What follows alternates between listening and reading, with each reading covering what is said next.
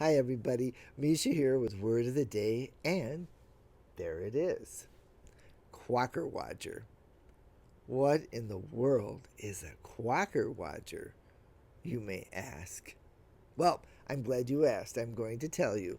A Quockerwodger is one of those marionettes, one of those puppets that's controlled with strings, right? Rather than, say, a hand puppet. But we never use it in that literal sense. We use it figuratively to describe individuals who appear to be acting independently, but in fact, there's somebody behind the curtain pulling those strings. So, who would we use, or who would we talk about using this word Quockerwodger? Politicians. Politicians who are perceived or actually are weak and or corrupt. Now, if you look in the dictionary for this word, you may or may not find it. Why? Because it's a nonce word. Nonce, which is Latin for the time being, for now. Nonce words are created for a specific purpose and for a short period of time. Now, occasionally a nonce word will last and show up in the dictionary, like serendipity. Serendipity came right in to the OED. This isn't the case with Quockerwodger. It'll show up in different dictionaries, for example, a dictionary of Victorian slang, because the people that created this word were the pamphleteers.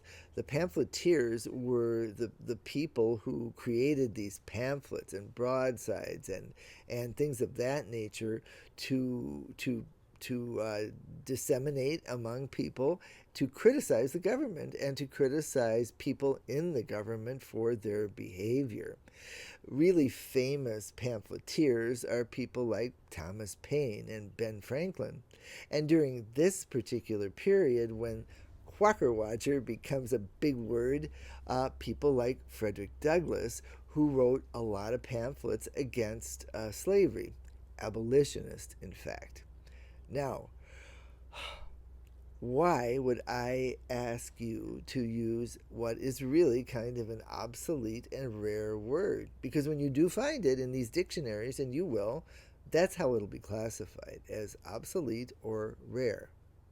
Because Quockerwodger is undergoing a bit of a lexical revival on the internet.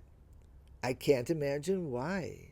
Could it be that we're up to our neck in Quockerwodgery? Well, that's my word. Anyway, yes, that is the reason why. And I think we should be part of that revival. So I'm going to give you a sentence. Here it is. One of my favorite politicians, Senator Bagawind, went to Washington, D.C. He voted for the bill that took away our health care, and on the other hand, put his hand behind his back and took a whole bunch of money from Big Pharma. That is a Quockerwodger. Okay, go out and use this word, and it should be pretty easy. I'll see you later. Remember, you guys, we should buy our books from independent booksellers if we can. So, for example, if you want to take a look at a book like this or buy a book like this, The Victorians, listen, this is not a piece of Victorian whimsy. It's pretty hardcore history, and it's really interesting. Or perhaps this, A Leap in the Dark. You get up close and personal with the founding fathers and why they decided to support the American Revolution.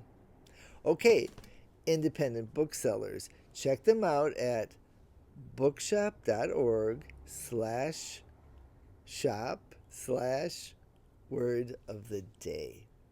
And I'll see you later.